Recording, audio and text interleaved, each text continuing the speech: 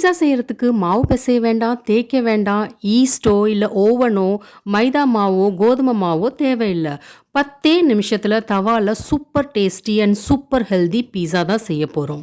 Hello friends, welcome to the aroma eats. இன்னைக்கு நம்ம சேனலில் தோசை மாவு வச்சு ஒரு சூப்பரான அருமையான பீஸா எப்படி செய்யலான்னு தான் பார்க்க போகிறோம்.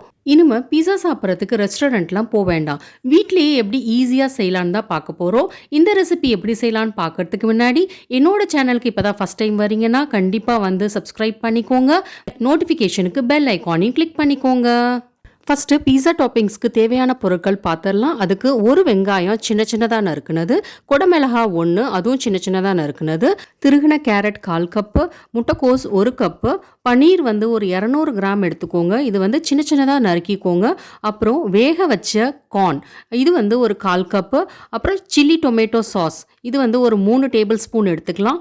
பீஸா pasta sauce 2 table spoon, oregano 1 teaspoon, அப்புறம் சில்லி ஃப்ளேக்ஸ் 1 டீஸ்பூன். இதெல்லாம் சேர்த்து நல்லா கலந்து விட்டுக்கோங்க. அவ்வளோதான், நம்மளோட பீஸா டாப்பிங்ஸ் ரெடி ஆயிடுச்சு.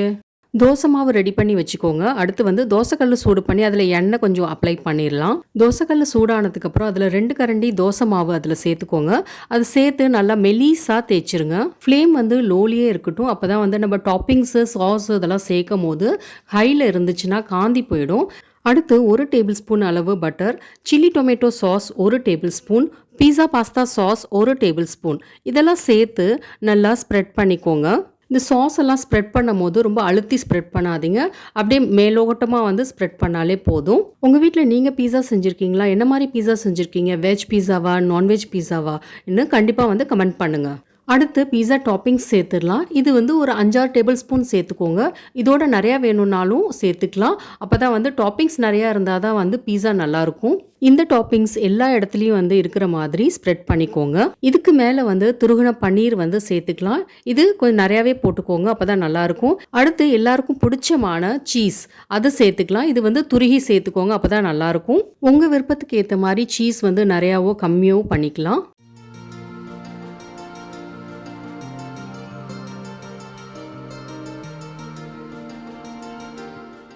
இதுக்கு மேலே 1 டீஸ்பூன் அளவு எண்ணெய் சேர்த்துக்கலாம். ஃப்ளேம் வந்து லோலியே இருக்கட்டும். இப்போ பீஸா கட்டர் இல்லைனா கத்தி இல்லை தோசை கரண்டி வச்சு இந்த மாதிரி பீஸா ஷேப்பில் கட் பண்ணி எடுத்துக்கலாம். அவ்வளோதான், நம்மளோட சூப்பர் டேஸ்டி சூப்பர் ஹெல்தியான தோசை பீஸா ரெடி. இதே மாதிரி எல்லா பீஸாவும் வந்து செஞ்சு எடுத்துக்கோங்க. இப்போ வந்து இதை ஒரு பிளேட்டில் ட்ரான்ஸ்ஃபர் பண்ணிடலாம். வாவ், பார்க்கவே எவ்வளோ சூப்பராக கலர்ஃபுல்லாக இருக்குது பாருங்கள். இந்த ரெசிபி உங்களுக்கு பிடிச்சிருந்துச்சுன்னா கண்டிப்பாக லைக் பண்ணுங்கள். வீட்டில் ட்ரை பண்ணி பார்த்துட்டு கமெண்ட் பண்ணுங்கள். உங்கள் ஃப்ரெண்ட்ஸ் அண்ட் ஃபேமிலியோட கண்டிப்பாக ஷேர் பண்ணுங்கள். என்னோட சேனலை இது வரைக்கும் சப்ஸ்கிரைப் பண்ணுறேன்னா கண்டிப்பாக வந்து சப்ஸ்கிரைப் பண்ணிக்கோங்க. நோட்டிஃபிகேஷனுக்கு பெல் ஐக்கானையும் கிளிக் பண்ணிக்கோங்க. தேங்க்யூ.